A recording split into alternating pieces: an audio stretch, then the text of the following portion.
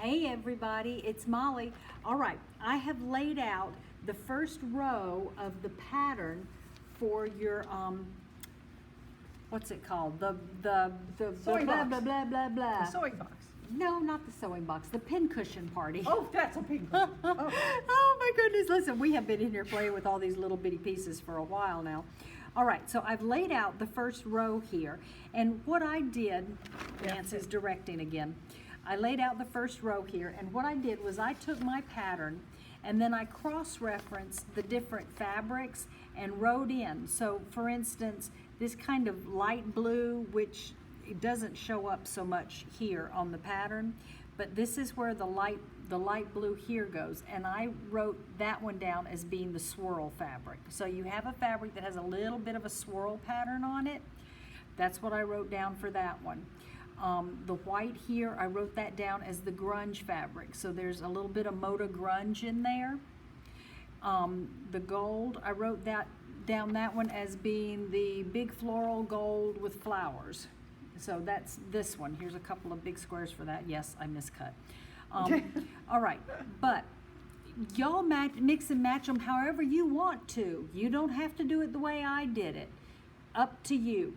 So based on that, then I chose the fabrics I needed to do this first row, which is the ones marked as the white, the aqua, the red, the slightly blue, the green, the aqua again, and the white.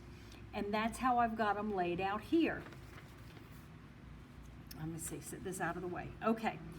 Now, and if you notice in some of these, let me pull it out again. If you notice in some of these, they are like a 4-patch and a 6-patch, and right here a 4-patch with 1.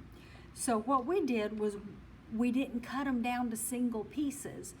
We did 2 by 2 and 2 by 2, and here 2 by 3. It's okay to do that. You're not going to hurt anything. Now here we probably could have gotten away with the 3 by 1, but you know, who can think of everything? And here we have this one. I had an extra 2 by 2, so I went ahead and put a 2 by 2 with 1 by 1 pieces. And here, instead of doing all the 1 by 1s, right here where you see the 2 by 2s, you know, the 1, 1, 1, 1, 1, 1, we put in pieces that are 1 inch by 2 inches and filled in. So there's all kinds of ways you can do it to save you from cutting so many 1-inch squares and piecing them in. So if you see ways to do that, go for it. Right here, this section is a 2-inch piece bordered by 2 1-inch pieces. So, you know, make life easy on yourself. Alrighty, now we're gonna press this down. Now, as you've probably noticed by now at this point, if you're working with this product, the interfacing portion of this, where it kind of feels like interfacing, the bubbly glue part is all the way out to the edges. So you're going to have to be really careful not to get your iron on that. And one way you can protect your iron and save from continually having to clean it is to use a press cloth. And one type of press cloth that you can use is a Teflon one like this. All right? You don't want your iron too hot, because all you really want to do is just tap this on. And we turned this iron on earlier. Waiting for my red light. There we go. Okay.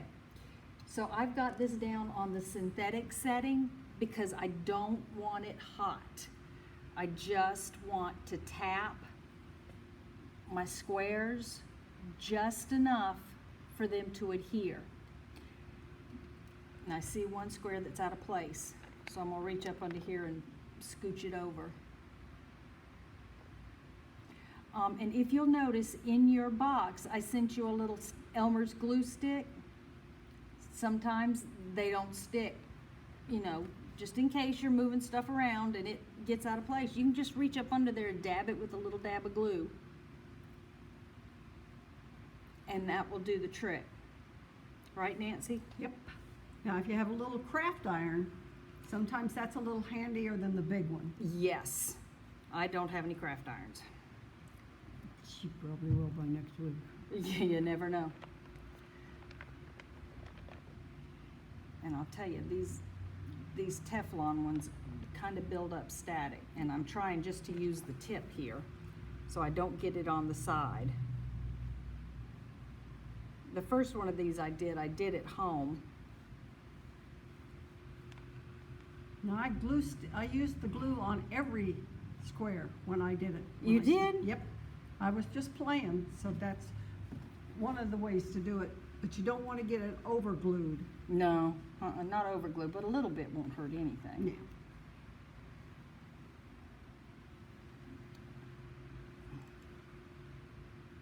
I'm being real careful not to get off on the edges. You don't want to rub too much. You definitely want to do more of the up and down. I know I was misbehaving there for a second. Got to remember to press, not iron. Oh yeah, there we go. Now we got the heat where it needs to be. All right, let's check it. I see a couple that just don't seem to want to go down. I'll get you a glue stick. I got one right here. Hot.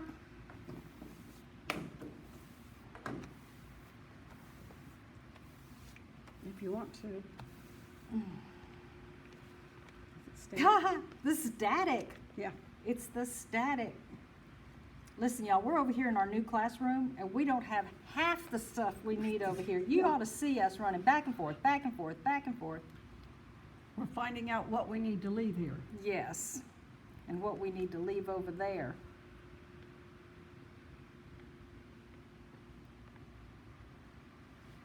But I'd rather y'all learn from watching us do it than get aggravated yourself. All right. Okay, yeah, I was gonna say, you didn't do this end, so. No. But I'm seeing the ones that are lifted and the ones that aren't.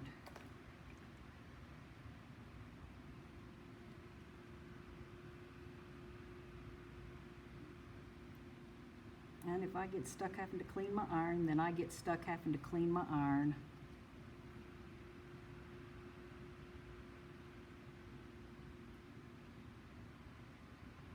And it doesn't take but just a second to make them stick. What do you need, hon? I just wondered if there was a piece of fabric here I could use as a press cloth. Well, try it.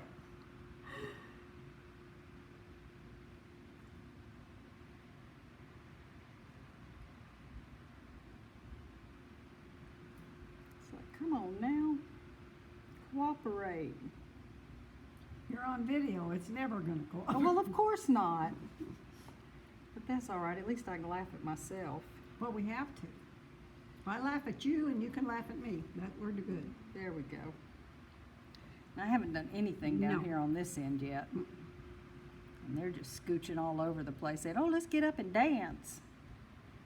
I want to dance. Okay, All right. be careful with the iron.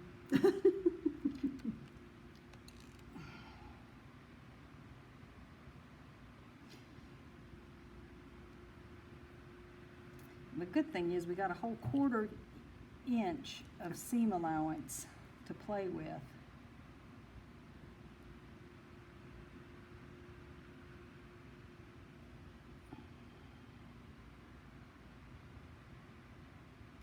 And I've learned something too about ironing board covers. I like them white and tan better than I do printed. So if any of y'all get the bright idea to make your own ironing board cover like I did, go for the plain stuff. With that grid, it's really hard to see through that grid. It is. It really is. I just cranked up the heat on this iron a little bit, Nancy. Well, sometimes that's what it takes. It's a play thing. You have to play with it. Yep. Just watch that extra Pellon, type stuff. The True Grid. the True Grid. Be careful with that because if you get too hot, it burns. Hey, on the iron.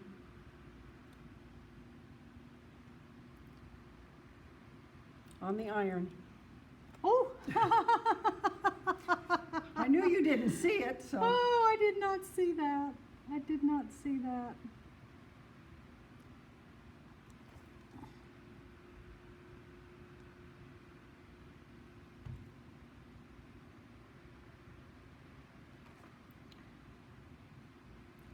And I did that with the big one I just did with the spool. And Mhm. I transported it back and forth between home and here. Mm-hmm. And you have to watch because that's an easy way to lose pieces. Oh, Because they did yeah. not, I thought they stuck and they didn't.